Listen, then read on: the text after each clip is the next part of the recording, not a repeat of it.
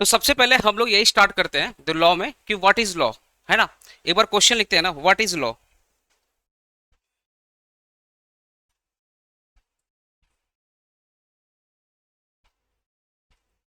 What is law. ठीक है, सबसे पहले यही समझते हैं व्हाट इज लॉ। ठीक है,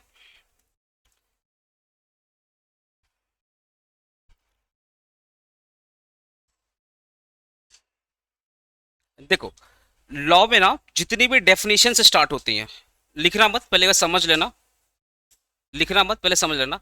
लॉ में जितनी भी डेफिनेशन स्टार्ट होती है, अभी से आप ना अगर अच्छे से लॉ पढ़ेंगे तो आपका सेमेस्टर 5 में प्रॉब्लम नहीं होगा, क्योंकि सेमेस्टर 5 में आपका कंपनी लॉ है और सेमेस्टर 4 में आपका बिजनेस लॉ है। जैसे दो टाइप के लॉ होते हैं, एक होता है आपके कॉमर्शियल लॉ, कॉमर्शियल, इसको अपने बिजनेस लॉ बोलते हैं, और एक होता है प्रॉपर कंपनी लॉ होता है। तो अभी आपका क्या है, कॉमर्शियल लॉ है।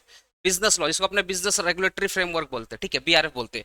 और सेमेस्टर 5 में आपको मिलेगा कंपनी लॉ। और यही दोनों मिलाकर के सीए फाउंडेशन का सिलेबस है। मतलब सेमेस्टर 4 और सेमेस्टर 5 मिला करके सीए फाउंडेशन का सिलेबस है, समझ गए। ओके। इवन सीए फाउंडेशन से ज्यादा ही हो जाएगा, क्योंकि एक दो चैप्टर यहाँ पे एक्स्ट्रा है। तो उससे भी ज्यादा ही आपका लॉ है, सेमेस्टर 4 सेमेस्टर 5 मिला करके। तो लॉ में ना जितना भी डेफिनेशन स्टार्ट होता है, जितना भी डेफिनेशन स्टार्ट होता है, जैसे नॉर्मल केस में हम लोग कोई चीज लिखते हैं तो इट रिफर्स, जैसे मान लो कोई डेफिनेशन आया तो अपने क्या बोलते हैं, इट रिफर्स, या it may be defined as, या इट इज, ऐसे लिखते हैं ना। लॉ में ऐसे नहीं लिखते। अगर लॉ में आपने लिखा it it may be defined as, या इट रिफर्स, या इट इज, काट के जीरो, वो समझ जाएगा कि आप लॉ में एकदम नया है। मतलब आपका भाषा देख करके समझ जाएगा लॉ में आप एकदम नया है, काट के जीरो बैठा देगा। खासकर अगर आप हायर लेवल में एग्जाम देंगे तो एकदम काट देगा। देखो क्या है ना, आपको ही पता है कि बीकॉम जस्ट एक ट्रायल है कॉमर्स का। आपको ऑब्वियसली अगर एक हायर स्टेटस पाना है सोसाइटी में, तो आपको एक हायर एजुकेशन से गुजरना पड़ेगा। सी सी एम ए या एम बी ए या गवर्नमेंट जॉब या वट एवर जो भी तुमको मन है, तो एक हायर एजुकेशन से गुजरना है। तो कहीं ना कहीं आप अगर कल को गवर्नमेंट जॉब का भी तैयारी करेंगे, लेट से यूपीएससी या बड़े बड़े गवर्नमेंट जॉब का तैयारी करेंगे, तो वहां भी आपको लॉ मिलेगा। तो लॉ आपको जानना बहुत जरूरी है। और आप जब, जैसे आपने कॉन्स्टिट्यूशन ऑफ इंडिया पढ़ा था सेमेस्टर 1 में, तो आपको बहुत सारा आपका फंडामेंटल राइट पता चला, फंडामेंटल ड्यूटी पढ़ा। ऐसे ही जब आप लॉ पढ़ेंगे ना, तो आपको बहुत कुछ नया नया पता चलेगा जो आपका अधिकार है पर आपको नहीं पता। इस समाज में सबसे बड़ा प्रॉब्लम क्या है ना, कि हमारे सोसाइटी का अधिकार क्या, हमें यही नहीं पता। व्हाट आर आवर राइट्स, हमारा राइट्स क्या, हमें यही नहीं पता। तो जब आप लॉ पढ़ेंगे तो आपको समझ में आएगा आपका अधिकार क्या है, समझ रहे। तो जितने भी डेफिनेशन स्टार्ट होते हैं लॉ में ना, या तो वो मेन से स्टार्ट होंगे, या तो वो इंक्लूड से स्टार्ट होंगे। इसके अलावा और कहीं से स्टार्ट ही नहीं हो सकते। लॉ में जितने डेफिनेशन होंगे कहां से स्टार्ट होंगे, मेन से या तो इंक्लूड से। जो डेफिनेशन आपका मेन से स्टार्ट है वो प्रॉपरली डिफाइंड है। वो क्या है, प्रॉपरली डिफाइंड है। लेकिन जो इंक्लूड से स्टार्ट है, मतलब नॉट प्रॉपरली डिफाइंड। इतना लिख लो फटाफट, इतना लिख लो, not properly defined, not properly defined. Law में जितनी भी डेफिनेशंस है वो या तो मेन से स्टार्ट होंगी या तो इंक्लूड से स्टार्ट होंगी। जो डेफिनेशन मेन से स्टार्ट है वो प्रॉपरली डिफाइंड है, जो मेन से स्टार्ट नहीं है मतलब वो नॉट प्रॉपरली डिफाइंड।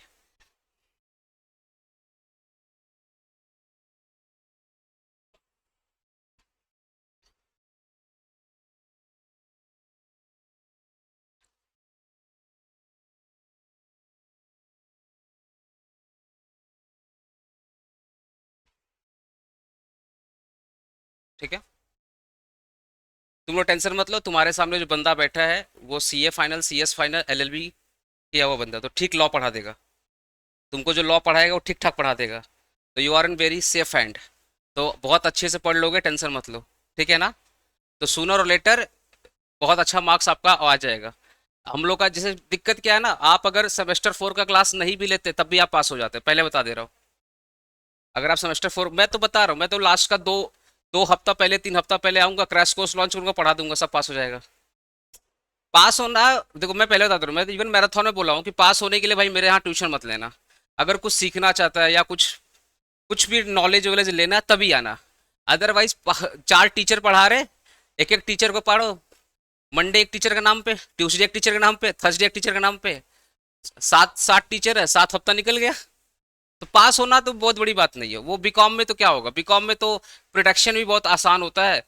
15-20 साल पेपर एनालिसिस कर दो, उसके अंदर ही पूछने वाला। तो बस टू बी फ्रेंकली, देखो आप तो क्या है, आप अभी फर्स्ट टाइम आ रहे हो इसलिए बता दे रहा हूँ, लेकिन आप अगर यहाँ पे आ रहे हो ना, थोड़ा सा डेप्थ में पढ़ाई करोगा, हो सकता है कि बाद में आपको बोरिंग लगूं, क्योंकि हो सकता है कि आपका उतना डेप्थनेस ना हो, क्योंकि मैं थोड़ा डेप्थ में जाऊंगा, क्योंकि मैं चाहता हूँ अगर आपने 1 रुपया भी पे किया तो मैं उसको जस्टिफाई कर पाऊँ। मैं कोशिश करूंगा, होगा कि नहीं होगा वो आप बताएंगे, बट मैं जस्टिफाई करने की पूरी कोशिश करूंगा, ठीक है। तो थोड़ा मैं डेप्थ में जाऊंगा, पहले बता दे रहा हूँ, ठीक है। आइए, ये जो प्रॉपरली डिफाइंड है ना, जैसे एग्जांपल बता रहा हूँ, जब लॉ मेकर, लॉ लिखा कैसे जाता है, ध्यान सुनिएगा, लॉ लिखने का तरीका क्या होता है, जस्ट एक तरीका बता रहा हूँ। पहले ना लॉ को हम लोग ड्राफ्ट करते हैं, जैसे अपने लिखते हैं ना, इसको बोलते हैं ड्राफ्टिंग ऑफ द लॉ। क्या बोलते हैं? Drafting of the law. ये होता है ड्राफ्टिंग ऑफ द लॉ। लिखना मत, बस समझना, इसको बाद में लिखाऊंगा। Drafting of the law. Sir ये ड्राफ्टिंग कौन करता है? करने वाले जो बंदे हैं ना, वो कितने होंगे? गिने चुने 10-15 लोग होंगे। और नॉर्मली जो लॉ जोन बनाता है, जो लॉ वगैरह बनाते हैं, वो रिटायर्ड जज होते हैं, जो रिटायर्ड जज होते हैं, या जो आपके रिटायर्ड आईएएस ऑफिसर या आपके आईएफएस ऑफिसर जो फॉरेन सर्विस में रहते हैं, या किसी कॉलेज के बड़े बड़े प्रोफेसर्स, जो लोग लॉ में पीएचडी वीएचडी करते हैं। तो बड़े बड़े जो प्रोफेसर्स होते हैं, जो हाईली पढ़े लिखे लोग बंदे हैं, हाईली क्वालिफाइड बंदा होता है, वो लोग लॉ को ड्राफ्ट करता है। ऑब्वियसली गवर्नमेंट के अंदर एक डिपार्टमेंट है ड्राफ्टिंग वाला, उसके अंदर ही लॉ को ड्राफ्ट किया जाता।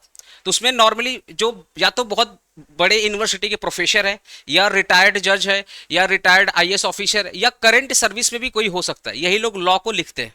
समाज को देख करके, देश को देख करके, सिचुएशन कैसी है उसके हिसाब से लॉ को ड्राफ्ट किया जाता है, ठीक है। जब लॉ ड्राफ्ट किया जाता है ना, तो वहां पे दो चीज आता है कि जब वो लिखते हैं, अगर वो श्योर है कि जो वो कानून बनाने जा रहे हैं, अगर उस कानून पे वो श्योर है कि यहाँ पे कोई धांधली नहीं हो सकता, यहाँ पे कोई ऑफेंस, ऑफेंस समझते हो, जैसे कुछ गलत काम करता है उसको ऑफेंस बोलते हैं, ठीक है। अभी लॉ का धीरे धीरे लैंग्वेज तुमको समझ में आ जाएगा, ठीक है। तो जब लॉ मेकर लॉ लिखता है, अगर वो श्योर है कि जो भी वो लिख रहा है उससे कोई ऑफेंस नहीं होगा, कोई भी क्रिमिनल एक्टिविटीज नहीं होगी, कोई भी बेसिकली बोल सकते हैं ना गलत हरकत नहीं होगा, तब वो डेफिनेशन कहां से स्टार्ट करेगा? पेन से। At the time of writing अगर उसको लग रहा है कि जो हम लिख रहे हैं वो सही लिख रहे हैं, और इससे सब कुछ क्या हो जाएंगे? कवर हो जाएंगे, और देश में कोई भी गलत चीज नहीं होगा, कोई भी क्रिमिनल एक्टिविटीज नहीं होगा, कोई भी लूप होल होता ना, लॉ का लूप होल, अरे किसी का फायदा उठाना। बहुत लोग क्या करते हैं, लॉ में ना बहुत सारा कमी है, लॉ में बहुत सारा क्या है, कमी है, लोग उसका क्या होता है, लूप होल करते हैं, उसको बोलते हैं फायदा उठाना। तो जब लॉ मेकर लॉ लिखता है, तो वो दो चार चीज का अजम्पशन लेता है, कहीं इसमें लूप होल तो नहीं है। अगर उसको लगता है लूप होल नहीं है, कहीं अगर उसको लगता है कि सब कुछ ठीक है, कोई दिक्कत होने वाली बात नहीं है, इजिली इंप्लीमेंट हो जाएगा, तो अगर वो लिखने पे अपने श्योर है, तो डेफिनेशन कहां से स्टार्ट करेगा? बीन से। लेकिन लिखते वक्त अगर उसको थोड़ा सा भी डाउट आ गया कि हम जो लिख रहे हैं, हो सकता है लोग फ्यूचर में इसका फायदा उठाए, फ्यूचर में इसका फायदा उठाए, तो वो डेफिनेशन कहां से स्टार्ट कर देगा? इंक्लूड से स्टार्ट कर देगा। आया बस हमने। अब देखो, एक सोचो ना, तुम लोग हंसना मत, लॉ लिखने वाले 15 से 20 लोग हैं, और तोड़ने वाले, लिखने वाले कितने हैं? 15 से 20 या 50 लोग होंगे, तोड़ने वाले पूरा 150 करोड़ लोग बैठे हैं तोड़ने के लिए, और खासकर इंडियन लोग, खासकर इंडियन लोग जुगाड़ी नंबर 1। कहां से कौन सा लूप होल निकालेंगे लॉ मेकर, पागल बेचारा।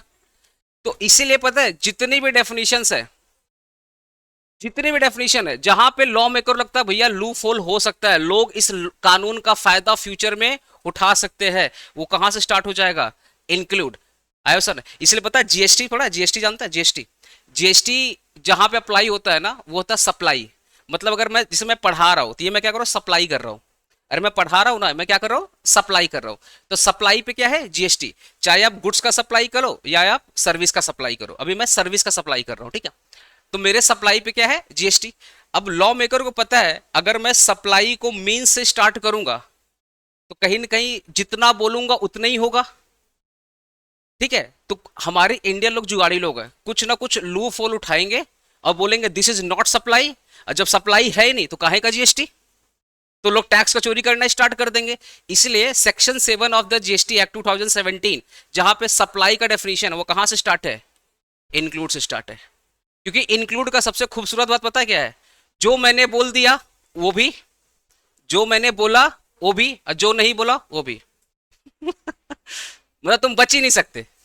इंक्लूड में क्या बोला? जो मैंने बोल दिया वो तो है ही है, जो मैंने बोला वो तो है ही है, और जो नहीं बोला जो तुम्हारे दिमाग में आ रहा, बोला वो भी वही बोलने वाले थे, लिखना भूल गए थे। जो तुम सोच रहे थे वो बोलने वाले थे, लिखना भूल गए थे। इसलिए होता है इंक्लूड का डेफिनेशन। इसलिए पता है जब कोई फंसता है तो ज्ञानबाजी करता, आपका डेफिनेशन में तो ये सब है ही नहीं, देख लिए this is the loop hole, हम इसका फायदा उठाए। बोला इधर आ, इधर आ, डेफिनेशन कहाँ से स्टार्ट है? इंक्लूड से। तो इंक्लूड का मतलब क्या है? जो बोल दिया वो तो है ही है, वो तो पत्थर का लकीर बन चुका है। और जो नहीं बोला, जो तुम्हारा खोपड़ी मार है वो भी है। तो जितनी भी चोरी चमारी है सब किस में आ जाएगा? इंक्लूड में आ जाएगा। इसलिए टैक्स का चोरी नहीं हो सकता। टैक्स में जहां पर भी पॉसिबिलिटी ऑफ टैक्स, जहां पर भी पॉसिबिलिटी ऑफ टैक्स की बात होती है वहां पे कौन सा डेफिनेशन होता है? इंक्लूड। इंक्लूड डेफिनेशन होता है। जहां पे लॉ मेकर श्योर है कि लूप होल का फायदा नहीं हो सकता है, कोई दिक्कत नहीं हो सकता है, फ्यूचर में लोग सिक्योर रहेंगे, ऑफेंस नहीं हो सकता है, डेफिनेशन कहां से स्टार्ट होगा? मीन्स। इसलिए पता है मीन्स वाले डेफिनेशन में बोलते हैं they are the exhaustive definition, they are the exhaustive definition. और इंक्लूड को बोलते हैं they are the inclusive definition. Inclusive मतलब अपने अंदर समा लेना, जो बोले थे वो भी आ रहा है, जो नहीं बोले थे वो भी आ रहा है, that is called inclusive definition. तो लिख लो, इट इज एग्जॉस्टिव डेफिनेशन, यहां पे लिख लो, it is exhaustive definition, it is it is inclusive definition, exhaustive inclusive.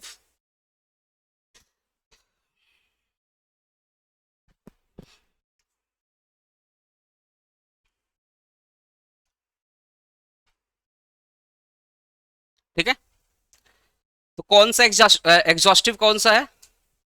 Exhaustive कौन सा है? मीन्स वाला, कि जो बोल दिया वो बोल, हाँ। इंक्लूड बोला inclusive, inclusive INCLUSIV, inclusive definition. ठीक है। अच्छा, ये जो मीन्स वाले डेफिनेशन होते हैं ना, आप इसको चेंज नहीं कर सकते अनटिल अनलेस लॉ। अच्छा, लॉ बनता है पार्लियामेंट में। लॉ कहाँ बनता है? पार्लियामेंट में या गवर्नमेंट के ऑफिस में। जब भी पढ़ाऊंगा कौन सा लॉ पार्लियामेंट बनता है, कौन सा गवर्नमेंट के ऑफिस में, अभी पढ़ाऊंगा। बट ये समझो, लॉ में लॉ बनता पार्लियामेंट में, तो चेंज भी कहाँ होगा? पार्लियामेंट में। जैसे अपने मोबाइल फोन लेते हैं सैमसंग का, तो सर्विस सेंटर भी कहाँ होगा? सैमसंग का। वैसे यहाँ पे भी है भैया, जहां बना है वहीं चेंज होगा। तो अगर इसको चेंज करना है तो कहाँ जाना पड़ेगा? पार्लियामेंट में जाना पड़ेगा। आया बस समझे? लेकिन अगर पार्लियामेंट में नहीं जा रहे हो तो मीन्स वाले डेफिनेशन को आप जल्दी चेंज नहीं कर सकते। इंक्लूड वाले डेफिनेशन क्या होते हैं? इंक्लूड डेफिनेशन क्या होते हैं भैया? जो बोले है वो, जो नहीं बोले वो। तो मतलब क्या है, इसमें प्लस माइनस होते रहता है। Government as per the circumstances, मान लो गवर्नमेंट ने पहले इंक्लूड का डेफिनेशन दिया, 10-15 को चोरी चमारी सामने आया, बोला डाल और डेफिनेशन डाल भाई, इंडिया में लूप होल है। तो डेफिनेशन ये लोग बढ़ाते रहते हैं। तो इंक्लूड वाले डेफिनेशन प्रॉपर्ली डिफाइन नहीं है। बोला भैया अभी तक जितना पता था डाल दिए, फ्यूचर में जो इन्फॉर्मेशन आएगी डालते रहेंगे, डेफिनेशन बड़ा होते रहेगा। ठीक है, तो इसको आप इजिली चेंज कर पाओगे, इसको आप इजिली चेंज नहीं कर पाओगे। तो लॉ में जितनी डेफिनेशन होगी या तो मीन से या तो इंक्लूड से। इन फ्यूचर अगर आप भी लिखोगे तो क्या लिखोगे? या तो मीन्स या तो इंक्लूड। ठीक है। अच्छा, एक तरीका है, कुछ लोग होते हैं सर बीच का तरीका बताइए, हम कंफ्यूज है, ये डेफिनेशन मीन से होगा या इंक्लूड से होगा। एक तरीका तो हो सकता है ना, आप पढ़ के गए, अब आपको यही कंफ्यूजन है कि डेफिनेशन क्या है, मीन से है या इंक्लूड से। तो ऐसे में बच जाने, अगर मान लो आपको इंडियन कॉन्ट्रैक्ट एक्ट से डेफिनेशन पूछा तो बोल देना as per the Indian contract act 1872, as per the Indian contract act 1872, फिर लिख देना तो बच जाओगे। लेकिन गलती से मीन्स वाला डेफिनेशन इंक्लूड कर दिया, इंक्लूड वाला मीन्स कर दिया, तो भैया पॉसिबिलिटी नहीं है, जीरो का जीरो मिलने का, पूरा पॉसिबिलिटी नहीं, मार्क्स मिलेगा। ठीक है, क्लियर है? चलो लॉ की बात करते हैं। ये जो लॉ होते हैं ना, ये टोटल लॉ का जो डेफिनेशन वो कहां से स्टार्ट है? मीन से स्टार्ट है। लॉ मीन्स, लॉ मीन्स, सबसे पहले law means act, law means act.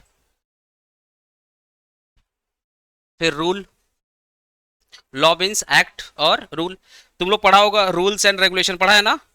अच्छा, रूल्स अलग होता है, रेगुलेशन अलग होता है। ठीक है, law means act, rules, ordinance, क्या होता है? ऑर्डिनेंस। फिर क्या होता है जो तुम लोग का फेवरेट है? रेगुलेशन। फिर क्या होता है? By law. फिर क्या होता है? ऑर्डर। ये लॉ का डेफिनेशन है। लॉ मीन्स क्या है? Law means act, rules, ordinance, regulation, by law, order. ठीक है, ओके। सबसे पहले बात करते हैं सर एक्ट क्या होता है। एक्ट, ठीक हो, जैसे ये वाला जो एक्ट होता है ना, ये काम करने वाले, अभी मैं पढ़ा रहा हूं तो I am acting as a teacher, या आप पढ़ रहे हो, तो आपका जो कार्य है, जो आपका काम है, उस काम को क्या बोलते हैं? एक्ट। लेकिन ये वाला एक्ट का मतलब कानून। ठीक है, तो गलती से भी एग्जाम में ये वाला एक्ट के जगह पे ये वाला एक्ट मत लिखना, नहीं तो फिर एग्जामिनर अपना एक्ट कर देगा। समझ रहे हो? तो एक कैपिटल होना चाहिए। एक्ट का मतलब क्या होता है? कानून। ठीक है, तो लॉ मीन्स एक बार फटाफट याद करते हैं। Law means act, rules, ordinance, regulation, by law, order. ठीक है, ओके। सबसे पहले बात करते हैं एक्ट। सर एक्ट क्या होता है? देखो, हमारे यहाँ दो टाइप के एक्ट होते हैं। हमारे यहाँ दो टाइप के एक्ट होते हैं। एक होता है आपके सेंट्रल एक्ट, एक होते हैं स्टेट एक्ट। एक होते हैं सेंट्रल एक्ट, एक होते हैं स्टेट एक्ट। ठीक है, एक होता है सेंट्रल, एक एक्ट। जैसे अभी आप जो पढ़ रहे हो, इंडियन कॉन्ट्रैक्ट एक्ट 1872, ये आपका सेंट्रल एक्ट है। सेंट्रल एक्ट का मतलब क्या है? पूरे इंडिया पे और पार्ट ऑफ इंडिया, पूरे इंडिया पे और पार्ट ऑफ इंडिया पे अप्लीकेबल है। सर पार्ट ऑफ इंडिया क्यों बोला गया? जैसे 2019 के पहले हमारे इंडिया में बहुत सारे ऐसे कानून थे जो जम्मू एंड कश्मीर पे अप्लीकेबल नहीं थे। तो रिमेनिंग एक्ट क्या थे? पार्ट ऑफ इंडिया पे थे, और कुछ एक्ट वहां पर अप्लीकेबल नहीं थे। इसलिए जब आप बोलोगे ना होल ऑफ इंडिया, जब आप बोलोगे ना होल ऑफ इंडिया, तो ऐसे बोलिएगा कि this law apply whole of India और पार्ट ऑफ इंडिया। हो सकता है किसी किसी स्टेट को एग्जम्पशन दिया गया हो। जैसे याद रखो, अभी आप शहर में हो तो आपके हिसाब से लगता है जीवन बहुत आसान है, आपको टाइम पे मेट्रो मिलता है, टाइम पे बस मिलता है, टाइम पे खाना मिलता है, टाइम पे स्कूल टीचर सब टाइम पे मिलते हैं। तो आपको लगता है आपका जीवन कैसा है? कुआं का मेढक की तरह है। आप अभी इतने ही जीवन देखे तो आपको लगता है सब कुछ आसान है। लेकिन थोड़ा सा आप जाओ, पहाड़ों में जाओ, रूरल एरिया में जाओ, तो वहां पे जीवन बहुत कठिन है। आया वैसा ना, जो आपके लिए बहुत नॉर्मल चीज है उनके लिए वो लग्जरी है। तो कभी कभी क्या होता है, ऐसे ऐसे कानून होते हैं जो आपके लिए बनाए हैं पर उनके लिए नहीं बनाए। आया वो सामने? मतलब सेंट्रल गवर्नमेंट ने बहुत सारे ऐसे कानून बनाते हैं जो सिटी के लिए होते हैं, या अर्बन अर्बन एरिया या सेमी अर्बन एरिया के लिए होते हैं, बट कुछ ऐसे रूरल एरिया होते हैं जहां पे वो कानून फिट नहीं बैठता है। इसलिए जब भी बोलिएगा कि central act means those act which are applicable whole of India as well as part of India. या तो पूरे इंडिया में अप्लीकेबल होगा, नहीं तो पार्ट ऑफ इंडिया में अप्लीकेबल होगा। ऐसे स्टेट एक्ट होता है, ये अप्लीकेबल होगा पूरे स्टेट में या तो पार्ट ऑफ स्टेट। स्टेट या तो पूरे स्टेट में या पार्ट ऑफ। हो सकता है स्टेट में कोई ऐसा डिस्ट्रिक्ट हो, ऐसा कोई जगह हो जहां पे एक्ट अप्लीकेबल ना हो सकता है, पॉसिबिलिटी है। तो स्टेट एक्ट कहां पर अप्लीकेबल है? Part whole of state as well as part of state. ठीक है, अब ये जो सेंट्रल एक्ट है ये बनता कैसे? ध्यान सुनना कैसे बनता। सबसे पहले मैंने आपको बताया था लॉ में क्या होता है, हम लोग लॉ को क्या करते हैं? ड्राफ्टिंग करते हैं। तो जब आप लॉ लिखते हो ना, उसको बोलते हैं ड्राफ्टिंग ऑफ बिल। जब लॉ लिखते हो उसको क्या बोलते हैं? Drafting of bill. बिल क्या हुई है? कागज का टुकड़ा। ये जो कागज है ना, पेज, जो एक पेज, दो पेज, तीन पेज, चार पेज। आपने कभी देखा होगा पार्लियामेंट में जब भी कुछ बिल विल पास होता है, लोग कागज का टुकड़ा लेके पढ़ते हैं। A4 साइज पेपर होता है, उसको देख करके पढ़ते हैं। तो वो जो A4 साइज पेपर है, जिसको क्या करते हैं, एक पेज पढ़ेंगे फिर रखेंगे, फिर एक पेज पढ़ेंगे फिर रखेंगे, उसको बिल बोलते हैं। बंडल ऑफ पेज, जो बंडल ऑफ पेज होता है उसको अपने क्या बोलते हैं? बिल। तो इसको बोलते हैं ड्राफ्टिंग ऑफ बिल। पहले बिल क्या करते हैं? लिखा जाता है। पहले बिल क्या करता है? लिखा जाता है। लिखने वाले कौन है? वही रिटायर्ड जज, रिटायर्ड आईएएस ऑफिसर या कोई प्रोफेसर। ठीक है, अब ये जब बिल लिखा जाता है, ठीक है, फिर इसको ले जाता है पार्लियामेंट में। कहाँ लिया जाता है? पार्लियामेंट में। अब क्वेश्चन है, सर हमारे यहाँ तो दो पार्लियामेंट है, हमारे यहाँ तो दो पार्लियामेंट है, एक है लोकसभा और एक है आपका राज्यसभा।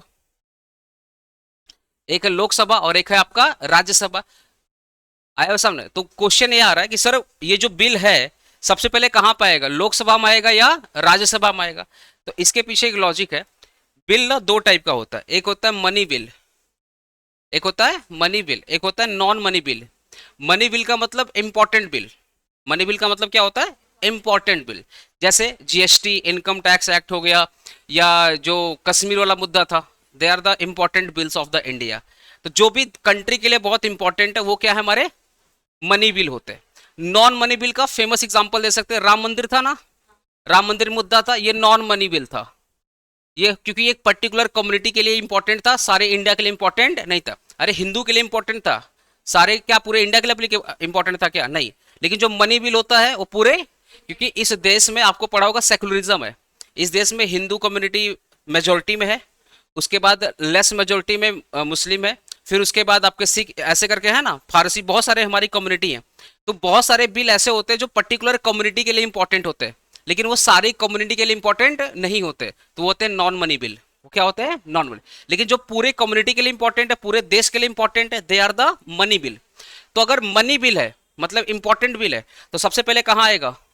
लोकसभा। उसके बाद कहाँ जाएगा? राज्यसभा। ठीक है। और अगर नॉन मनी बिल है मतलब अगर इंपॉर्टेंट नहीं है, तो वहां पे ऑप्शन है। वहां पे क्या है? ऑप्शन, कि या तो आप लोकसभा जाओ या तो आप राज्यसभा जाओ। हमारे देश के जो पार्लियामेंट में कौन बैठता है? हमारा देश का जो पार्लियामेंट है कौन बैठता है? सांसद लोग बैठता है। कौन बैठता है? अभी से चुनाव आ रहा है ना सीएम का, यहाँ जो जीतेंगे ये लोग बनेंगे कौन? एमएलए। अरे सुना, चाचा विधायक है, वही अभी विधायक वाला बनेंगे। ऐसे एक होता है सांसद, एमपी, मेंबर ऑफ पार्लियामेंट। क्या बनते हैं? Member of parliament. अब सोचो ये पार्लियामेंट है, ध्यान सुनना, ये पार्लियामेंट में यहाँ नन्हे मुन्ने लोग बैठे हुए हैं। कौन कौन? सांसद, सांसद लोग बैठे हुए हैं, जिसको पे एमपी बोलते हैं। क्या बोलते हैं? एमपी। ये एमपी कैसे बने इनको भी नहीं पता, बस बन गए ये। इनको भी नहीं पता, दो चार ठो मटर वटर किए। हाँ, इस देश में पॉलिटिशियन बनना है तो पहला क्राइटेरिया यही है, जेल जाओ। इस देश में अगर आप जेल वेल नहीं गए तो जल्दी आप देखो, छोटा मोटा पॉलिटिशियन आप बन जाएंगे, बड़ा पॉलिटिशियन बनने के लिए आपको जेल वेल जाना पड़ेगा। हमारे देश को जो होम मिनिस्टर है कितना बार जेल गए पता कर लो। तो छोटा मोटा चीज होता है, जेल वेल तो छोटा मोटा चीज है। असली राजनीति कहाँ से स्टार्ट होता है? धुरंधर देखा तुम लोग? जेल से स्टार्ट होता है ना। तो देश का जो राजनीति कहाँ से स्टार्ट होता है? जेल से स्टार्ट होता है। पॉलिटिक्स स्टार्ट फ्रॉम जेल, आया वो सामने। तो वो पहला क्राइटेरिया होता है। जेल वेल जाना क्या होता है? पहला क्राइटेरिया होता है, तब जाके आप पॉलिटिशियन बनते हैं। और बड़ा जेल में गए तो बड़ा पॉलिटिशियन। वो इज्जत वाली बात होती है कि हमको तिहाड़ जेल मिला है तो मेरा इज्जत बढ़ रहा है, समझा? तो हमारे देश के जो एमपी लोग होते हैं वो जेल वेल रहे, उनको नहीं पता मनी क्या होता है, नॉन मनी क्या होता है। उनको मनी का मतलब बस रोकड़ा समझ में आता है, पैसा समझ में आता है। वो मनी का मतलब बंडल ऑफ वही पैसा। उनको ये समझ में नहीं आता मनी बिल है नॉन मनी बिल। अगर उनका वोट बैंक है तो उनके लिए सारा सारा बिल क्या होता है? इंपॉर्टेंट ही होता है। अगर लगता है ये बिल पास करा के उनका वोट बैंक बन जाएगा तो उनके लिए क्या होगा? इंपॉर्टेंट होगा। इसलिए हमारे जो देश के पार्लियामेंट वाले लोग हैं उतना कंफ्यूजन नहीं है, एकदम क्लियर क्रिस्टल लोग हैं। बोले इंपॉर्टेंट रहेगा तब भी कहाँ जाएगा? लोकसभा। नॉन इंपॉर्टेंट रहेगा तो ऑप्शन है, या तो लोक या तो राज। क्यों इतना दिमाग लगाना? सारा बिल पहले कहाँ आएगा? इंडिया के इतिहास में, इंडिया के इतिहास में सारा बिल कहाँ आता है? पहले लोकसभा। नॉन इंपॉर्टेंट बिल भी आता है लोकसभा में, और जो इंपॉर्टेंट बिल है वो भी कहाँ आता है? लोकसभा में। ये लोग बेचारा डिफरेंशिएट नहीं कर पाता है, बोलता हमारे लिए सब मैटर करता है। ठीक है। तो सबसे पहले बिल कहाँ आता है? लोकसभा में। तो लोकसभा में क्या बिल पास होता है? लोकसभा में क्या होता है? बिल पास होता है। अब आपको पता है विपक्ष और पक्ष, जो रूलिंग पार्टी होती है उसको क्या बोलते हैं? पक्ष, मतलब जिसकी रूलिंग पार्टी, जैसे बीजेपी। बीजेपी क्या है? रूलिंग पार्टी है। और कांग्रेस क्या आपका? विपक्ष है। ठीक है, इसको ऑपोजिशन बोलते हैं, ऑपोजिशन। अब ऑपोजिशन का एक ही काम है कि पक्ष जो बोल रहा है, मतलब ऑपोजिशन का एक ही काम होता है, रूलिंग पार्टी जो बोल रहा है उसको उसके उसके अगेंस्ट बोलना है। उनका एक ही काम होता है, रूलिंग पार्टी जो बोले उसके अगेंस्ट बोले, उनको नहीं फर्क पड़ता। उनको नहीं फर्क पड़ता सही है या गलत है। एग्जाम्पल दो तुम लोग को, ठीक है चलो। तुम लोग क्या एग्जाम्पल ज्यादा रिलेट कर पाएगा मेरी बात को? 2008 में कांग्रेस जीएसटी लेकर आ रही थी, आया था ना? 2008 में कांग्रेस जीएसटी लेकर आ रही थी। बीजेपी वाले क्या बोले? जीएसटी देश के लिए खतरा है। 2008 में कांग्रेस क्या लेकर आ रही थी? जीएसटी। वो क्या बोले बीजेपी वाले? जीएसटी देश के लिए खतरा है। और कल को जीएसटी कौन लाया? तो पक्ष और विपक्ष का एक ही काम है कि अगर रूलिंग पार्टी कुछ भी बोलती है, विपक्ष को एक ही काम है, वो हाँ बोला तो ये ना बोलेगा, वो आम बोलेगा तो इमली बोलेगा, बस एक ही काम है। बाकी सही गलत क्या होता है पब्लिक डिसाइड करेगी। तो यहाँ पे क्या होता है ना, मुद्दा ये होता है बिल को पास करवाना। तो बिल को पास कराने के ऑब्वियसली मेजोरिटी, मेजोरिटी अगर मान लो 100 लोगों ने वोट दिया तो 50 से ज्यादा लोग अगर हाँ बोल देगा तो बिल क्या होगा? पास हो जाएगा। ठीक है। तो जब बिल पास होता है लोकसभा में, जब बिल कहाँ पास होता है? लोकसभा में, तो बिल यहां से कहाँ जाएगा? राज्यसभा में जाएगा। ठीक है। तो जब बिल पास होगा लोकसभा में, यहां से कहा जाएगा? राज्यसभा। तो राज्यसभा को ना 14 डेज का टाइम दिया जाता है। राज्यसभा को कितना दिन का? 14 डेज का टाइम दिया जाता है। या तो आप भैया बिल को पास कर दो, या तो बिल को आप रिजेक्ट कर दो, या अगर कुछ मॉडिफाई करना है तो इंस्ट्रक्शन दे दो, मॉडिफाई कर देंगे। मतलब जो भी कुछ करना है 14 दिन के अंदर करना है। तो मान लेते हैं यहाँ पे बिल पास हुआ 1 तारीख को, तो विद इन 14 डेज राज्यसभा को या तो हाँ बोलना है या तो ना बोलना है, या अगर कुछ चेंज करना है तो चेंज करवा लो। मान लेते हैं हमारे जो राज्यसभा के मेंबर लोग हैं वो सब छुट्टी पे हैं, कहाँ पे हैं? छुट्टी पे है। 2-3 दिन के लिए आए, शकल वकल देखी, फिर खाना वाना खा के चले गए। आया समझ में? उनको फर्क नहीं पड़ा कि कोई बिल पास करना है। ऐसा होता है कि लोकसभा में बिल पास हो जाता है, राज्यसभा वाले को फर्क नहीं पड़ता है। तो इस केस में होता है डीम्ड अप्रूवल। क्या होता है? Deemed approval. डीम्ड मतलब मान लेना। क्या होता है? मान लेना। जैसे मैंने कुछ पढ़ाया, तुम लोग हाँ हाँ बोला, तो मैं एज्यूम कर लूंगा तुमको समझ में आ रहा है। वैसे ही लोकसभा से जो बिल पास हुआ कहाँ जाएगा? राज्यसभा। राज्यसभा अगर कुछ नहीं बोलता है, कुछ नहीं बोलता, ना हाँ बोला ना ना बोला, कुछ बोला ही नहीं, तो मान लेंगे डीम्ड अप्रूवल कि राज्यसभा से पास हो चुका है। आया वो सामने?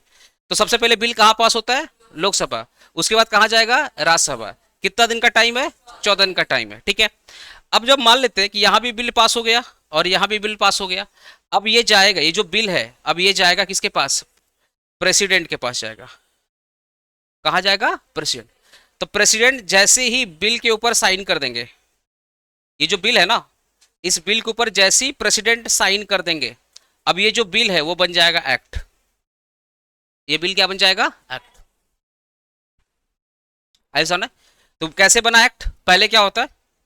बिल को लिखा जाता है, फिर ये कहाँ जाता है? पार्लियामेंट में। पार्लियामेंट क्या है? लोकसभा और राज्यसभा। मैं सेंट्रल बिल की बात कर रहा हूँ, सेंट्रल, अभी स्टेट बिल पे आऊंगा। तो लोकसभा एंड राज्यसभा। लोकसभा से पास हो जाएगा राज्यसभा, राज्यसभा से पास हो गया कहाँ जाएगा? प्रेसिडेंट। प्रेसिडेंट जैसे बिल के ऊपर क्या करेगा? साइन कर देगा, वो क्या बन जाएगा? एक्ट। क्लियर है? लेकिन प्रेसिडेंट क्या क्या साइन कर रहे हैं अपने को पता है क्या? अरे बोलो ना, दिल्ली में कौन सा बिल पास हो रहा है? हमें तो ये नहीं पता कि हमारे बगल वाले गली में क्या हो रहा है। तो दिल्ली में क्या हो रहा है आपको पता चलेगा क्या? बोलो। आजकल तो किसी के बारे में अपडेट लेना तो अपने को स्टेटस चेक करना पड़ता है कि सामने वाला खुश है तो स्टेटस लगाया होगा, दुख है तब भी स्टेटस लगाया होगा। ठीक है, कुछ नहीं लगा रहा मतलब बहुत सीरियस हो गया है, पूछो जिंदा उंदा है कि नहीं। तो अब दिल्ली वाले थोड़ी स्टेटस लगाएंगे। तो आपको पता तो होना चाहिए, आपको पता तो होना चाहिए क्या बिल पास हुआ, क्या साइन हुआ। इसीलिए हमारे यहाँ पे एक वेबसाइट है, www.egazette, www.egazette.nic.in, www.egazette.nic.in। आया सामने? इसी को बोलते हैं ऑफिशियल गैजेटे। क्या बोलते हैं? ऑफिशियल गैजेटे। शॉर्ट में क्या बोलते हैं? ओजी, ऑफिशियल गैजेटे। ये क्या होता है? भारत का राज्य पत्र होता है। क्या होता है? भारत का राज्य पत्र। बाहुबली मूवी देखा है? बाहुबली? अरे देखो, बाहुबली मूवी देखे होगे ना? ठीक है। उसमें देखना वो क्या बाज आता है ना, अरे आता वो कबूतर वाला, याद है ना? फिर वो खोल के पढ़ते हैं, दैट इज कॉल्ड राज्यपत्र। आया वो सर, वही राज्यपत्र था। किसी उगामनी यही थी ना, वो चाहती है देवसेना को बंदी बना के लाया जाए, तो राज्यपत्र में जो लिखा जाता है। अच्छा सुनो ना, कबूतर में जो लिखा हुआ था ऐसे बात है, जो बोला गया वो माने कि नहीं माने, है ना? कि उनको देवसेना को पकड़ के लाया जाए, बेचारे लेकर आए, अलग बात है, बीच में रोमांस करते आए, लेकिन लेकर आए ना, कोई दिक्कत वाली बात नहीं थी। ऐसे ही हमारे देश में क्या होता है, जो राज्यपत्र में लिख दिया जाता है, जो राजपत्र में लिख दिया जाता है वो मानना पड़ेगा। तो अब राजा महाराजा तो है नहीं हमारे यहाँ। अरे हमारे यहाँ क्या मोनार्की सिस्टम है या लोकतंत्र है? डेमोक्रेसी है या मोनार्की है? डेमोक्रेसी है। तो राजा महाराजा तो है नहीं, ये जब ये राजा महाराजा वाला हिसाब था, अब नहीं होता है। तो हमारे देश में क्या हुआ ना कि एक वेबसाइट है, उस वेबसाइट में जो भी एक्ट बनता है उस वेबसाइट में अपलोड कर दिया जाता है। जैसे आप कोई फाइल अपलोड करते हैं वैसे ये एक्ट अपलोड होता है। तो ये एक्ट, ये वेबसाइट कौन सा है? www.egazette.nic.in। इसको बोलते हैं भारत का राज्य पत्र। क्या बोलते हैं? भारत का राज्य। इसमें जो भी कानून अपडेट हो गया, इसमें जो भी कानून अपडेट हो गया, आपको पता रहे या आपको पता ना रहे, वो भारत का कानून बन चुका है। कल को आप कुछ कांड किए और बोले हमको तो पता ही नहीं, कोई बात नहीं है, आपको गुड मॉर्निंग बोला जाएगा और फिर कोर्ट ले जाएगा कि आपको नहीं पता, आप पता चल जाएगा। आया वो सामने? तो अब इस देश में याद रखिएगा, प्रेसिडेंट जो भी साइन करते बिल के ऊपर में, प्रेसिडेंट जो भी बिल के ऊपर क्या करते हैं? साइन करते हैं, वो क्या बनता है? एक्ट। अब इस एक्ट को अपलोड किया जाता है इस पर्टिकुलर वेबसाइट्स में। ठीक है, जिस दिन अपलोड हो गया, जिस दिन अपलोड हो गया वहां पे एक डेट लिखा रहता है। जैसे मान लो अपलोड हुआ 1 तारीख को और डेट है कि ये जो कानून है ये 5 तारीख से अप्लीकेबल होगा, तो 5 तारीख। और अगर डेट मेंशन नहीं है तो इसको बोलते हैं इमीडिएट इफेक्ट। क्या बोलते हैं? Immediate effect. मतलब जिस दिन अपलोड हुआ उस दिन से पूरे देश पर यह कानून अप्लीकेबल हो गया, कल को कोई बहानाबाजी नहीं होगा। अच्छा सुनो, एक चाय वाला है, उसको इनकम टैक्स वाले पकड़े। एक चाय वाला है, उसको कौन पकड़े? Income tax. चाय वाले को तुम लोग तो इज्जत देना, तुमसे बहुत अच्छा कमा रहे हो, ठीक है? चाय मोमो वाला ये सब अच्छा कमाते हैं, तो इनको तुम लोग इज्जत से देखेगा, आया बस सब। अलग बात है वो सिर्फ अच्छे से सूट उट नहीं पहने हैं, कमाई बहुत अच्छा है। तो इनकम टैक्स वाले लोग का बहुत नजर है आजकल। ये जितने भी है ना मोमो ठेला वाले, जीएसटी उएसटी वाले बहुत पकड़ते हैं इन लोग को। अब मान लो एक चाय वाले को पकड़ा गया और उससे बोला गया कि आप बहुत ज्यादा चाय बेचे हैं, आपको देना पड़ेगा इनकम टैक्स। अब चाय वाला बोलता है इनकम टैक्स, ये तो फर्स्ट टाइम सुने हैं। तो क्या कर दिया, इसको छोड़ दिया जाएगा? नहीं भैया, 1961 में ये एक्ट बना है, तो आपको पता रहे या आपको नहीं पता रहे, देश का कानून है, आपको मानना पड़ेगा, ठीक है? तो एक बार प्रोसेस देख लो। प्रोसेस देख लो क्या है, पहले ड्राफ्टिंग ऑफ द बिल, फिर कहा जाता है पार्लियामेंट में, लोकसभा एंड राज्यसभा। सबसे पहले कहाँ पास होगा? लोकसभा, उसके बाद राज्यसभा। कहा जाएगा? प्रेसिडेंट। प्रेसिडेंट क्या करेगा उसके ऊपर? साइन। जैसे साइन किया, बिल क्या बन गया? एक्ट। अब इस एक्ट को अपलोड करना पड़ेगा, तो ऑफिशियल गैजेट में क्या करते हैं? अपलोड। जैसे अपलोड होता है मान लिया जाएगा पूरे देश को पता चल गया, ठीक है? ये कौन सा बिल था? सेंट्रल बिल था। अगर मैं स्टेट बिल की बात करूं, ये लिख लिया तुम लोग? लिख लो तो, अगर कोई लिखा नहीं है तो लिख लो, ये सेंट्रल बिल है। ये सेंट्रल एक्ट कैसे बनता है वो मैंने बताया। अब स्टेट एक्ट कैसे बनता है देखो, ये लिख लो फिर बताता हूँ। नेक्स्ट ये वाला क्लास हम लोग इंट्रोडक्शन रहेगा, उसके बाद हम लोग फिर इंडियन कॉन्ट्रैक्ट एक्ट स्टार्ट करेंगे, ठीक है? सर इस वाला क्लास का रिकॉर्डिंग हाँ भाई, सबका रिकॉर्डिंग मिलेगा। सर वो सेम सी वाला ऐप में हाँ हाँ हाँ।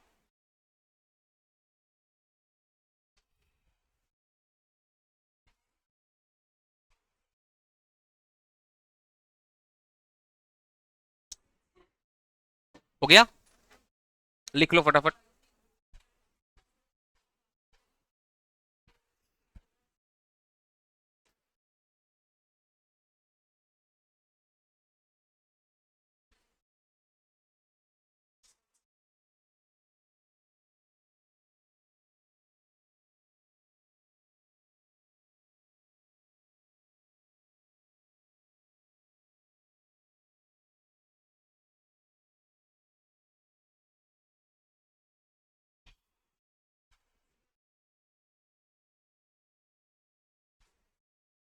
कशिश लिख ली? हो गया? तू भी क्रिकेट खेल रहा है? अभी भी खेल रहा है? उसमें क्या डिवीजन है? फर्स्ट डिवीजन है ग्रुप ए में?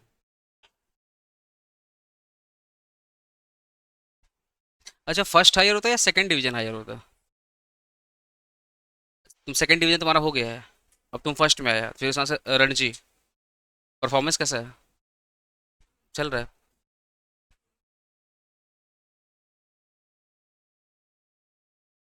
चलो लिखो ना, स्टेट बिल।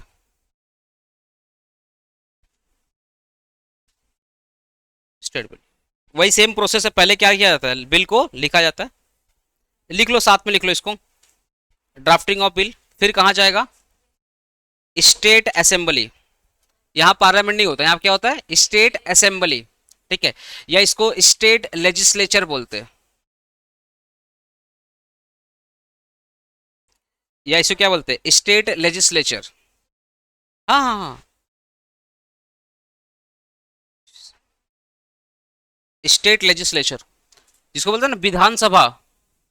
सुना ना, विधानसभा। इसी को अपने बोलते हैं स्टेट असेंबली या स्टेट लेजिस्लेचर, ठीक है? तो बिल कहाँ आएगा? बिल कहाँ आएगा? स्टेट असेंबली में आएगा या स्टेट लेजिस्लेचर में आएगा, ठीक है? या अच्छा, हर एक स्टेट में ना एक ही विधानसभा होता है, सेंट्रल में दो है, स्टेट में क्या होता है? एक ही होता है। तो यहाँ पे एक ही ऑप्शन है। तो बिल यहाँ गया, बिल पहले लिखा गया, फिर कहाँ पे गया? स्टेट असेंबली में। यहाँ पे कौन होगा? Ruling party. जैसे मान लो बंगाल की बात कर तू, तो राइट नाउ रूलिंग पार्टी कौन है? टीएमसी। तो टीएमसी के जो एमएलए लोग होंगे, विधायक लोग होंगे, वो क्या करते हैं? बिल को पढ़ेंगे। बिल को क्या करेंगे? पढ़ेंगे और उसको पास कराने की पूरी कोशिश करेंगे। तो एज्यूम करके चलते बिल पास हो गया। ऑब्वियसली बंगाल में टीएमसी तो बिल पास होगा 100%, ठीक है? स्टेट में क्या हुआ? बिल पास हुआ, ओके? फिर ये कहाँ जाएगा? प्रेसिडेंट। यहाँ प्रेसिडेंट नहीं होता, गवर्नर। बहुत अच्छा, यहाँ पे कहा जाएगा? गवर्नर। हर एक स्टेट का गवर्नर होता है, हमारे यहाँ गवर्नर कहाँ पे है? बता रहा हूँ, राजभवन देखा है? स्प्लैनेड, स्प्लैनेड। अरे वो कौन, ललित होटल, कौन सा होटल है, ललित होटल है ना, उसके पीछे में ही तो है। ईडन गार्डन के पहले पड़ जाता है। अरे इस प्लेनेट का जो मैदान मार्केट के सामने जो है, पीछे में ही तो है राजभवन, वहीं पे हमारे देश के गवर्नर बैठते हैं, ठीक है। इनके पास पावर होता है, इनके पास पावर होता है एक्ट बनाने का। तो गवर्नर क्या करता है, उसके ऊपर क्या करता है, साइन करता है। किसके ऊपर, साइन ऑन बिल। तो जैसे ही गवर्नर साइन कर देगा, क्या बन जाएगा, एक्ट बन जाएगा। ठीक है, सिंपल। यहाँ पे सिंपल। जैसे सेंट्रल का ई गैजेटे होता है, जैसे सेंट्रल का ई गैजेट होता है, वैसे वेस्ट बंगाल का भी ई गैजेट होता है। आया सामने? ओके, ठीक है। तो drafting of the bill, state assembly, फिर कहाँ गया, गवर्नर के पास। गवर्नर क्या किया, साइन, क्या बन गया, एक्ट। ऐसा ना। अभी सोचो, जो बिल असेंबली में पास हो रहा है, जो बिल लोकसभा राज्यसभा में पास हो रहा है, वो ऑब्वियसली देश का क्या है, कानून है, और आपको मानना पड़ेगा। तो एक्चुअल में एक्ट का मतलब क्या होता है, या तो सेंट्रल एक्ट होगा या तो स्टेट एक्ट होगा, और उसमें जो भी कुछ बोला गया है आपको मानना पड़ेगा। ठीक है। अब एक चीज मैं तुमको यहाँ बता रहा हूँ, तुम्हारे पास यहाँ पे स्पेस है थोड़ा सा, यहाँ पे स्पेस है थोड़ा सा, लिखो ना। एक्ट का मतलब होता है बेयर एक्ट।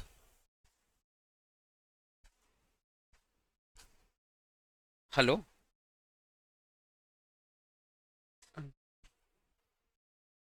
नहीं एक मिनट रुकिए, भेज रहा हूँ। लिखो ना, एक्ट का मतलब होता है bare act. Bare act means only sections.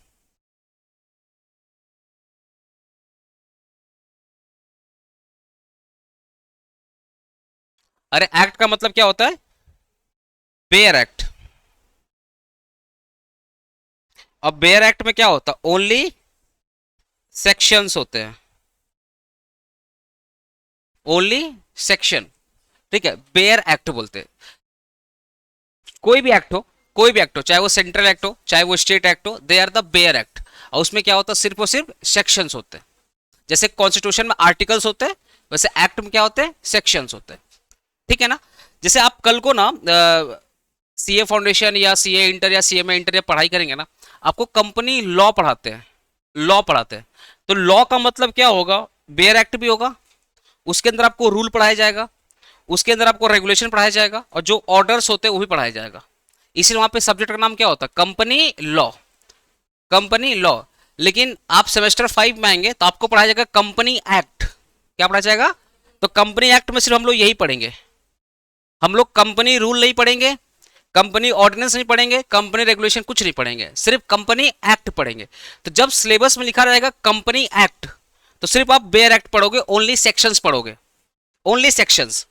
और जब लिखा रहेगा कंपनी लॉ, तो सब कुछ पढ़ना पड़ेगा। फर्क समझ आ रहा है? तो सब्जेक्ट का नाम भी ऐसे होता है। अगर आपको सिलेबस को बढ़ाना है तो क्या करना पड़ेगा, लॉ। और सिलेबस को कम करना है तो क्या करना पड़ेगा, एक्ट। जैसे आपका इंडियन कॉन्ट्रैक्ट एक्ट है, तो उसमें सिर्फ क्या पढ़ेंगे, सेक्शंस पढ़ेंगे, उसके रूल्स नहीं पढ़ेंगे। आए वो सबने, रूल्स वगैरह सब हायर स्टडी में होता है। आपको सिर्फ बेयर एक्ट पढ़ना, और आपका सिलेबस अब सिर्फ क्या है, बेयर एक्ट है। रूल्स ऑर्डिनेंस रेगुलेशन ये सब नहीं है। ठीक है, क्लियर हुआ? तो एक्ट क्या होता है, बेयर एक्ट होता है, इसमें सिर्फ और सिर्फ प्रोविजंस होते हैं, सेक्शंस होते हैं, रूल्स वगैरह नहीं होते। चलो रूल की बात करते हैं। रूल क्या होता है, लिखो ना, रूल लिखो यहाँ पे, हेडिंग डालो रूल। ये समझ में आ रहा है तुम लोग को? ठीक है, रूल। अब ये जो रूल है ना, ये सेंट्रल गवर्नमेंट और स्टेट गवर्नमेंट दोनों बनाती है। रूल कौन बनाता है, सेंट्रल गवर्नमेंट और स्टेट गवर्नमेंट। ठीक है। तुम लोग कहीं ममता दीदी का इंटरव्यू सुना है? नहीं सुना? वो उनका एक बहुत फेमस इंटरव्यू है कि वो ट्रेडमिल होता है ना, अरे जिम में जो ट्रेडमिल होता है, रनिंग करने वाला मशीन होता है, वो बोलते हैं डेली ट्रेडमिल पे चलती है 10 किलोमीटर, और चलते चलते फैसला लेती रहती है, हाँ, कि करना क्या है। ट्रेडमिल पे चल रही हैं, और उनके आसपास आसपास पीए लोग हैं, नोट डाउन कर रहे हैं कि क्या क्या फैसला लेना है। वो क्या हो गया, वो क्या हो गया, अरे रूल हो गया। आपका सीएम ने जो कानून बना दिया वो क्या हो गया, रूल हो गया। एक्ट बनता है पार्लियामेंट में और असेंबली में। एक्ट कहाँ बनता है, पार्लियामेंट और असेंबली में। लेकिन रूल कौन बनाता है, या तो सीएम बनाएगा या तो पीएम बनाएगा। अब मोदी जी मान लो ब्रेकफास्ट पे है, मन में कुछ आ गया, चाय पे चर्चा, मन में अगर कुछ आ गया, कोई कानून लिख दिए, तो क्या हो जाएगा? सेंट्रल रूल हो जाएगा। क्या हो जाएगा? सेंट्रल। हमारी दीदी जी जो इच्छा हुआ बोल दिया, स्टेट रूल हो गया। तो रूल बनाने का जो अधिकार है वो पार्लियामेंट को नहीं है। रूल बनाने का अधिकार किसको है? गवर्नमेंट को है, या तो सेंट्रल गवर्नमेंट या state government, not parliament. Parliament अलग है, गवर्नमेंट अलग है। आपको पता है हमारे यहाँ 3 बॉडी होते हैं, लॉ में 3 बॉडी होते हैं। आपने कॉन्स्टिट्यूशन में पढ़ा होगा। एक होता है आपका, नहीं पता तुम लोगों को? 3 बॉडी, एक्स नहीं सुना? एग्जीक्यूटिव बॉडी, जुडिशरी बॉडी, नहीं सुना? अरे बाप रे। एक होता है लॉ बनाता है, एक लॉ फॉलो कराता है, और एक जजमेंट देता है। 3 बॉडी होते हैं। 3 विंग्स ऑफ द पार्लियामेंट या 3 विंग्स ऑफ द कॉन्स्टिट्यूशन, पढ़ा होगा ऐसे, पढ़ा है ना? 3 विंग्स ऑफ द कॉन्स्टिट्यूशन, वही चीज है। तो ये जो रूल होता है ये कौन बनाता है? या तो सेंट्रल गवर्नमेंट या स्टेट गवर्नमेंट। अच्छा, सिर्फ पीएम और सीएम नहीं है, होम मिनिस्टर भी बना सकता है। मतलब गवर्नमेंट के बहुत सारे डिपार्टमेंट है ना, तो वो भी बना सकते हैं। कि जो नहीं सीएम और पीएम बनाए, हो सकता है गवर्नमेंट का कोई डिपार्टमेंट ने रूल बनाया है तो फॉलो करना पड़ेगा। ठीक है। अब तुम लोगों को ना एक चीज बता रहा हूं, ये एक्ट है। एक्ट में क्या होता है? अरे बोलो ना, एक्ट में क्या होता है? सेक्शन।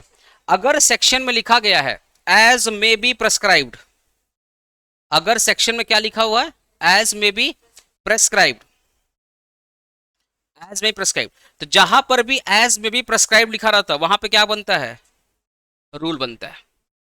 जितने सेक्शंस होते हैं, जितने सेक्शन होते हैं, अगर सेक्शन में लिखा रहेगा एज में बी प्रेस्क्राइब्ड, तो जहां जहां एज में बी प्रेस्क्राइब्ड होगा वहां वहां क्या बनेगा? रूल बनेगा। और वहां पे सेंट्रल गवर्नमेंट, अगर स्टेट एक्ट है तो स्टेट गवर्नमेंट, और अगर सेंट्रल एक्ट है तो सेंट्रल गवर्नमेंट वहां पे क्या बनाती है? रूल। एग्जाम्पल दे रहा हूं, आपने सुना प्राइवेट कंपनी पब्लिक कंपनी? नाम सुना ना, प्राइवेट कंपनी पब्लिक कंपनी। तो पहले क्या होता था ना, जब बीजेपी गवर्नमेंट नहीं आई थी, तो पहले क्या था, अगर इस देश में आपको प्राइवेट कंपनी खोलना है तो आपको क्या करना पड़ेगा? एटलीस्ट 1 लाख रुपए का पेड अप कैपिटल होना चाहिए। अगर आपके पास 1 लाख रुपया का पेड अप कैपिटल है तो आप प्राइवेट कंपनी खोलेंगे। अगर आपको पब्लिक कंपनी खोलना है तो 5 लाख रुपया का पेड अप कैपिटल होना चाहिए, तब जाके आप पब्लिक कंपनी खोलेंगे। ये पहले का रूल था। लेकिन 2014 में हमारा ये रूल क्या हो गया? चेंज हो गया। तो वहां पे लिखा था कि पब्लिक कंपनी या प्राइवेट कंपनी के लिए लिखा गया था कि पेड अप कैपिटल एज में बी प्रेस्क्राइब्ड। वहां पे क्या लिखा था? पेड अप कैपिटल एज में बी, मतलब जो सेक्शन था ना, सेक्शन के डेफिनेशन में लिखा हुआ था पेड अप कैपिटल एज में बी प्रेस्क्राइब्ड, कि भैया जो पेड अप कैपिटल होगा ये गवर्नमेंट प्रेस्क्राइब करेगी। तो मोदी जी ने प्रेस्क्राइब किया कि देश में अगर प्राइवेट कंपनी खोलना है या देश में अगर पब्लिक कंपनी खोलना है, अगर आपके पास 0 कैपिटल है तब भी आप खोल सकते हैं। मोदी जी ने वो प्रेस्क्राइब किया, सेंट्रल गवर्नमेंट ने प्रेस्क्राइब किया। तो जहां पर भी एक्ट में लिखा रहेगा एज में बी प्रेस्क्राइब्ड, वहां वहां क्या बनता है? रूल।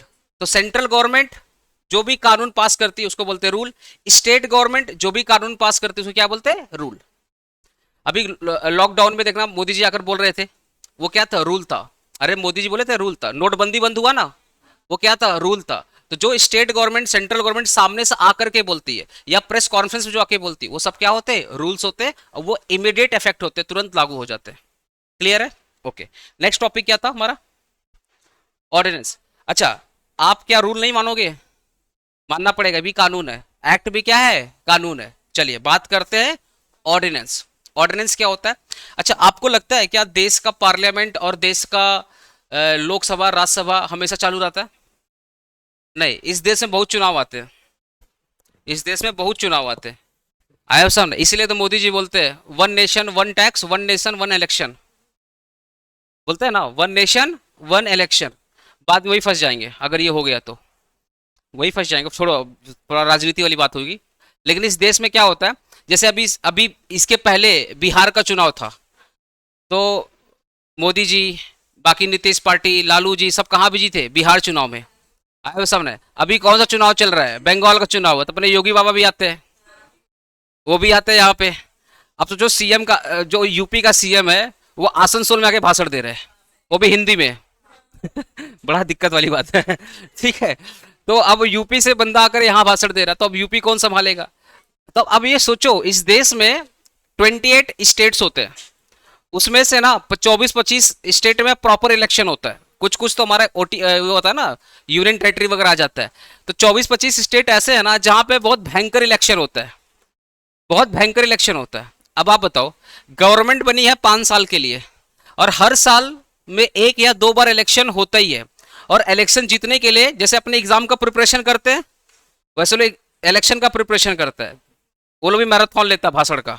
मोदी जी बोलते हैं 4-5 घंटा कंटिन्यू बोलते हैं, ठीक है। तो बहुत भयंकर प्रिपरेशन करता है। तो आपको पता है इस देश में जो लोकसभा है और राज्यसभा है ना, लोकसभा और राज्यसभा या पार्लियामेंट, ठीक है, वहां पे जब तक हमारे एमपी या हमारे एमएलए अगर नहीं आएंगे तो वो खुलेगा ही नहीं। अरे भाई सोचो लो, राज्यसभा में कौन बैठेगा, लोकसभा में कौन बैठेगा, जो जो जीता है, जो एमपी वगैरह वही बैठेंगे। अब लोकसभा में एमपी बैठा ही नहीं है तो फिर काहे का लोकसभा। पता चला एमपी लोग सब बिजी है चुनाव में। अब तो अभी बंगाल के चुनाव में सबका इंटरेस्ट है, सब लोग बिजी हैं। क्या इस देश को इमरजेंसी में कानून का जरूरत पड़ सकता है कि नहीं पड़ सकता है? इस देश में भाई बंगाल चुनाव बहुत मैटर करता है, ठीक है। अब इस देश में मैक्सिमम पार्टी लोग बिजी है बंगाल चुनाव में। अब हो सकता है कि इस देश को इमरजेंसी में कोई कानून का जरूरत तो पड़ सकता है। तो अगर इमरजेंसी में कोई कानून का जरूरत पड़ता है तो यहां पे प्रेसिडेंट आके कानून बनाता है। तो जो प्रेसिडेंट आके कानून बनाता है टेम्पोरी, उसको बोलते हैं ऑर्डिनेंस।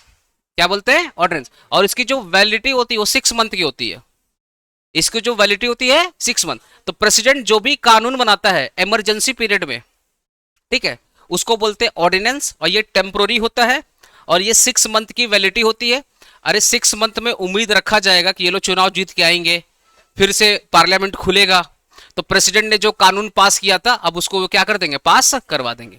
तो ऑर्डिनेंस में याद रखना, ऑर्डिनेंस टेम्पोरी होता है।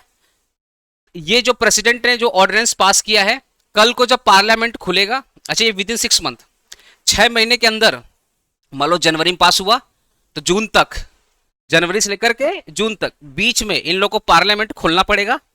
अब पार्लियामेंट खोलकर ये जो ऑर्डिनेंस था उसको क्या करना पड़ेगा, पास करना पड़ेगा। क्योंकि देखो ना, ऑर्डिनेंस कहां पास हुआ, यहां पास हुआ, लेकिन ये वाला प्रोसेस तो बाकी है। अरे एक्ट बनने के लिए आपको पूरा प्रोसेस से गुजरना पड़ेगा। तो बिल तो लिख गया, यहां सब चुनाव बिजी है, ये वाला लोग चुनाव बिजी है। तो प्रेसिडेंट बोला छोड़ो, हमको साइन नहीं करना, हम आके साइन कर देते। तो प्रेसिडेंट ने इन लोग के परमिशन के बिना क्या कर दिया, साइन कर दिया। क्या बन गया, ऑर्डिनेंस। अब ये लोग बोलेंगे नहीं, हमको हमारा भी मैटर करता है। तो विद इन 6 मंथ फिर ये आएंगे, पार्लियामेंट खोलेंगे, लोकसभा राज्यसभा खुलेगा, फिर ये पास होगा। तो ऑर्डिनेंस क्या बन जाएगा, एक्ट। अब इसका बिगेस्ट एग्जांपल दे रहा हूं, आपने कंपनीज एक्ट सुना, कंपनी एक्ट 2013। तो ऐसे ही कंपनीज एक्ट, कंपनीज ऑर्डिनेंस था, कंपनीज ऑर्डिनेंस 2018। नाम क्या है, कंपनीज ऑर्डिनेंस, कंपनीज ऑर्डिनेंस 2018। 2019 में मोदी जी चुनाव बिजी थे, पता है ना। 2019 में किसका था, पीएम का चुनाव था। तो मोदी जी पूरा 1.5 साल से बिजी थे। वो मतलब 2017 का जो हाफ था, मतलब जून जुलाई से बिजी हो गए थे, उनको 19 का तैयारी करना था। सोचो तुम लोग 2-4 दिन पढ़ के जाता, पास हो जाता। मोदी जी पूरा 1.5 साल प्रिपरेशन करते हैं पीएम बनने के लिए, ठीक है। तो वो 2017 से प्रिपरेशन कर रहे थे। तो अचानक से 2018 में देश को इमरजेंसी कानून का जरूरत पड़ गया कंपनी में, क्योंकि देश में ना बहुत सारी कंपनी थी जो फ्रॉड कर रही थी। तो प्रेसिडेंट ने क्या किया कि बोला भाई कानून पास करो। तो सब बोला कि भाई 6 महीने से पार्लियामेंट खुला ही नहीं है, ताले में जंग आ चुका है, पार्लियामेंट ही नहीं खुला है। तो प्रेसिडेंट बोला कोई बात नहीं, हम साइन कर देते। तो प्रेसिडेंट ने क्या किया, साइन करके ऑर्डिनेंस पास कर दिया। तो उसका नाम क्या हो गया, द कंपनीज ऑर्डिनेंस 2018। उसकी वैलिडिटी कितनी होगी, 6 मंथ। पता है 6 मंथ होने वाला था, ये लोग पार्लियामेंट उसके बाद भी नहीं खोला, इतना बिजी था। डेडिकेशन देखा है चुनाव जीतने का, कि पार्लियामेंट भाड़ में गया, पहले चुनाव। डेडिकेशन लेवल बहुत हाई था। तब प्रेसिडेंट को लगा मेरा इज्जत का तो फलूदा निकल जाएगा। फिर बेचारा बोला नहीं, हम दोबारा साइन करेगा। तो जैसे 6 मंथ खत्म होने, अब सोचो इस देश का president, which is the first person of India, उसने जो जो कानून बनाए हैं वो तो फॉलो होने चाहिए। देश का पार्लियामेंट खुला ही नहीं, तो प्रेसिडेंट की इज्जत कैसे। प्रेसिडेंट बोला कोई बात नहीं है, साइन ही तो करना, दोबारा साइन कर देंगे। तो प्रेसिडेंट ने जैसे ही दोबारा साइन किया, फिर नेक्स्ट 6 मंथ के लिए एक्सटेंड हो गया। तब मोदी जी फिर चुनाव जीत के आए, माला वाला पहन के आए, फिर पार्लियामेंट खुला, फिर पास हो गया। तब जाकर के कंपनीज अमेंडमेंट एक्ट 2019 हम लोग पढ़ते हैं। क्या पढ़ते हैं, कंपनीज अमेंडमेंट एक्ट 2019। फर्स्ट दिन ये सब पढ़ा रहे, समझ में आ रहा है तुम लोग को, बड़ा अच्छा बात है, बढ़िया। तो ऑर्डिनेंस क्या है, एक टेम्पोररी लॉ। लिखो इसके बारे में। तो ordinance means it is a temporary law Ordinance means it is a temporary law made by President of India, made by President of India in the emergency period, made by President of India, made by President of India in the emergency period when Parliament is not functioning, made by President of India in the emergency period, in the emergency period when Parliament is not functioning, when Parliament is not functioning,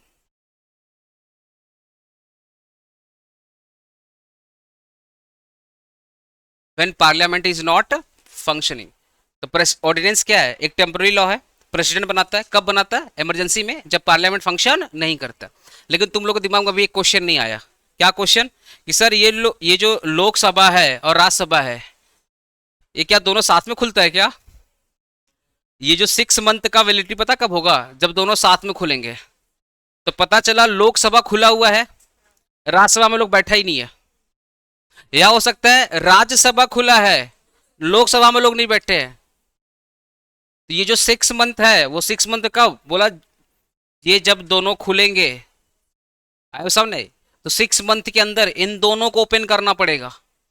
ऐसा नहीं है कि 6 month में सिर्फ ये open होगा, नहीं, जब तक दोनों ओपन नहीं होगा तब तक वो 6 मंथ में काउंट। तो अगर लेट से लोकसभा में पास हो गया और राज्यसभा में पास नहीं हुआ, तो ऑर्डिनेंस अभी तक पास नहीं हुआ, फिर ऑर्डिनेंस को दोबारा साइन करके वैलिडिटी क्या करना पड़ेगा? बढ़ाना पड़ेगा। तो एक्ट बनने के लिए ये दोनों प्रोसेस होना जरूरी है। ठीक है। अच्छा, अगर ये सेंट्रल और स्टेट ऑर्डिनेंस होगा तो गवर्नर, पता है सीएम से ज्यादा पावर किसका होता है? सीएम से पावर किसका होता है? गवर्नर का पावर ज्यादा होता है। अलग बात हमें पता नहीं है क्योंकि उनका कोई झंडा नहीं है। वो सब ने हमको नहीं पता, लेकिन गवर्नर का पावर सीएम से भी ज्यादा होता है। गवर्नर के पास इतनी पावर है को सीएम के भी फंक्शन को रोक सकता है, सीएम के भी फंक्शन को वो रोक सकता है।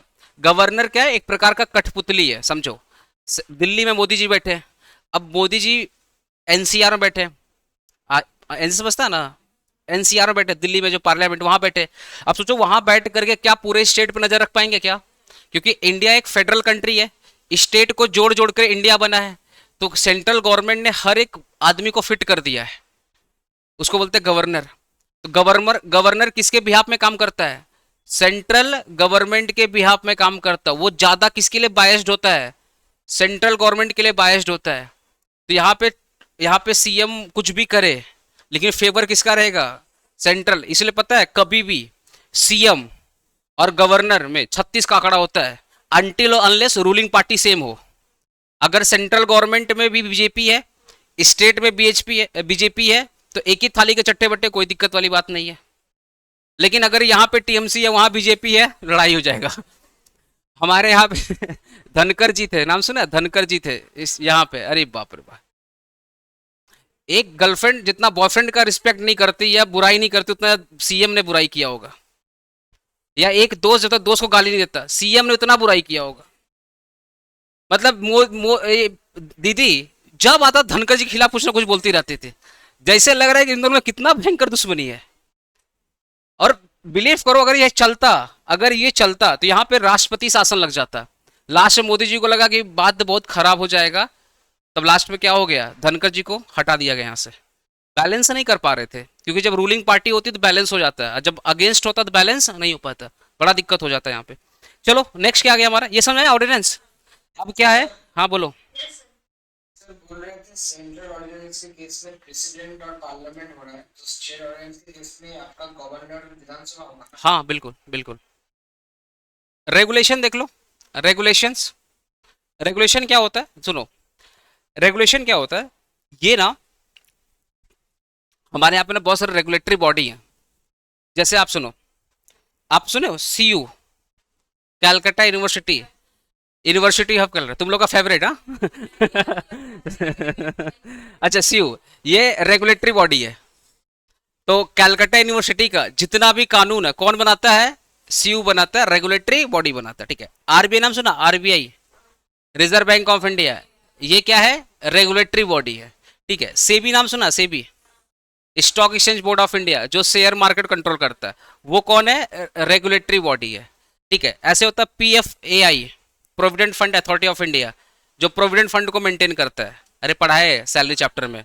रेगुलेशन वो कौन है? रेगुलेटरी बॉडी है। क्या है? रेगुलेटरी। इस देश में बहुत सारे रेगुलेटरी बॉडी हैं। वैसे MCA, ministry of corporate affair, ministry of corporate affairs, ये क्या है? रेगुलेशन, मतलब रेगुलेटरी बॉडी। तो जब एक रेगुलेटरी बॉडी कोई कानून बनाती है उसको अपने क्या बोलते हैं? रेगुलेशन। तुम लोग कभी बैंक में वो सेविंग अकाउंट ओपन करने गया? अरे बैंक में सेविंग अकाउंट ओपन करने क्या होगा? तुम लोग एक फॉर्म भरवाता है, उतना तुम लोग एग्जाम में नहीं लिखा होगा जितना वहां साइन करवाता है वो लोग। लग रहा प्रॉपर्टी खरीद लेगा, इतना साइन करवाएगा। तो वहां देखना एज पर RBI रेगुलेशन लिखा रहेगा। देखना कोई भी चीज अगर स्टार्ट होगा क्या लिखा रहेगा? एज पर RBI रेगुलेशन, मतलब RBI ने कानून बनाया। तो RBI क्या है? रेगुलेटरी बॉडी है, और रेगुलेटरी बॉडी जो भी कानून बनाता है उसको अपने क्या बोलते हैं? रेगुलेशन। अब कैलकाटा यूनिवर्सिटी, कैलकाटा यूनिवर्सिटी कभी 2 मंथ में एग्जाम कभी 4 मंथ में, ठीक है, कभी पोस्टपोन्ड होगा, वो सब क्या है? रेगुलेशंस है। तो कैलकाटा यूनिवर्सिटी जो नोटिस देती है, अरे सुनो ना, कैलकाटा यूनिवर्सिटी जो नोटिस देती है, चाहे स्टूडेंट को नोटिस दे या कॉलेज को नोटिस दे, वो सब क्या है? रेगुलेशन। इसलिए हम मानते हैं, इसलिए हम मानते हैं, वरना तुम लोग कल को नहीं नहीं हम नहीं मानेंगे, जाओ फिर रेगुलेशन क्या होता है? लॉ होता है, हमें मानना पड़ेगा। इसलिए कैलकाटा यूनिवर्सिटी का सारा नोटिस हमको मानना पड़ता है, because they are the regulations, they are the law. ठीक है। अच्छा, कैलकाटा यूनिवर्सिटी जब स्टूडेंट के लिए लॉ बना रही है, कॉलेज के लिए लॉ बना रही है, प्रोफेसर के लिए लॉ बना रही है, उसको क्या बोलते हैं? रेगुलेशन। जब वो खुद के लिए लॉ बना रही है, कैसे? हाँ, खुद के लिए, अलग बात है, काम नहीं होता ठीक है। कैलकाटा यूनिवर्सिटी जब खुद के लिए कानून बना रही है कि हमारे यहाँ पे वाइस चांसलर कैसे बनेगा, होता ना VC, वाइस चांसलर कैसे बनेगा, हमारे यहाँ पर अगर कोई कॉलेज अगर लेट से ज्वाइन होना चाहता हो कैसे ज्वाइन होगा, ठीक है, हर एक कॉलेज का फंडिंग होता है, ठीक है, वो फंडिंग कैसे होगा। तो अगर कैलकाटा यूनिवर्सिटी खुद के लिए कानून बना रही है उसको बोलते हैं बाई लॉ। RBI अगर बैंकों के लिए कानून बनाया, देश के कस्टमर के लिए कानून बनाया, रेगुलेशन। लेकिन RBI खुद के लिए कानून बनाया, बाई लॉ। सेबी जितने भी इन्वेस्टर है, जितने भी कंपनीज है, अगर उनके लिए कानून बनाया, दैट इज कॉल्ड रेगुलेशन। और सेबी खुद के लिए कानून बना रहा है, बाई लॉ। क्लियर है? By law. तो रेगुलेशन कौन बनाता है? Regulatory body. किसके लिए? अपने कस्टमर्स के लिए, अपने इन्वेस्टर के लिए, या अपने पब्लिक के लिए। जब वो सेल्फ खुद के लिए कानून बनाते हैं उनको क्या बोलते हैं? By law. ठीक है। एक क्या हो गया? ऑर्डर। अच्छा, लड़की लोग इसको पता नहीं रिलेट कर पाएगी, नहीं, लड़का लोग जरूर रिलेट करेगा। कभी ट्रैफिक लाइट तोड़ा उड़ा है तुम लोग? लड़का लोग आई तो पीछे बैठा, कभी ट्रैफिक लाइट तोड़ा होगा तो सामने पकड़ा होगा, व्हाइट ड्रेस में बंदा बैठा है, पैसा मांगा था ठीक है। अच्छा, आप अगर मान लो ट्रैफिक लाइट है, आपने उसको ब्रेक कर दिया, तो आपके यहाँ पे एक चालान आता है ना, और चालान में लिखा रहता है कि इज्जत से भर दो वरना नोटिस आएगा कोर्ट का। हमारे अच्छे से प्यार से लिखा रहता है कि 500 रुपया 1000 का पेनाल्टी है, भर दो, और नहीं तो फिर क्या आएगा? नोटिस। उसको अपने क्या बोल के? ऑर्डर। ये क्या होता है? ऑर्डर। तो ऑर्डर का मतलब क्या है? अच्छा, ऑर्डर कौन कौन दे सकता है तुम्हारे हिसाब से? ऑर्डर कौन कौन दे सकता है? अब मत बोलो अभी तक तो पापा का ऑर्डर सुने हैं, मम्मी का ऑर्डर सुने हैं, ऐसा नहीं है। तुम्हारे हिसाब से ऑर्डर कौन कौन दे सकता है? कोर्ट ऑर्डर दे सकता है, और प्रेसिडेंट। तुम थोड़ा छोटा सोच रहे भाई, इतना बड़ा क्यों सोच रहे? जस्ट तक पहुंच गया, प्रेसिडेंट पहुंच गया। अरे अपने नाके पे जो पुलिस बैठते है उसको अरे सोच भाई, वो भी तो ऑर्डर देता है। अच्छा, तुम लोग कभी गए गवर्नमेंट ऑफिस में? गवर्नमेंट ऑफिस में नहीं गया? मत जाना। अगर कभी अगर चल भी गए तो बोलता है 2 बजे के बाद आना, बोलता है ना 2 बजे के बाद। अभी वो नींबू चाय पी रहा बैठ करके, 2 बजे के बाद आना। ठीक है। कभी कभी बोलता है नहीं 2 दिन तो ऑफिस बंद रहेगा।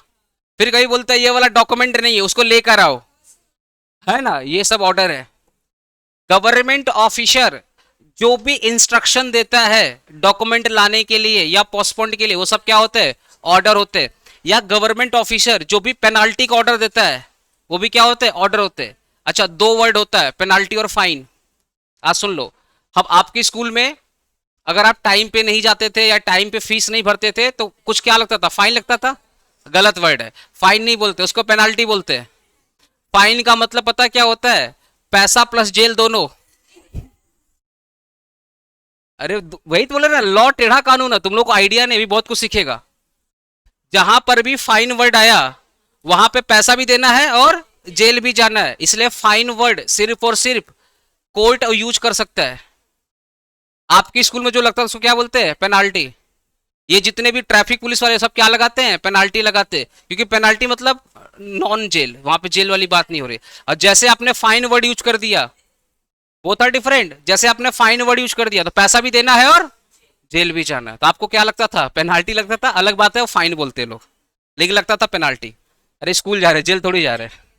तो ऑर्डर कौन कौन दे सकता है? मान लेते हैं, मान लो मैं पढ़ा रहा हूँ, मान लो मैं पढ़ा रहा हूँ, कल को कोई गवर्नमेंट ऑफिसर बोलता है, गवर्नमेंट ऑफिसर बोलता है कि आप अपना ट्रेड लाइसेंस दिखाओ।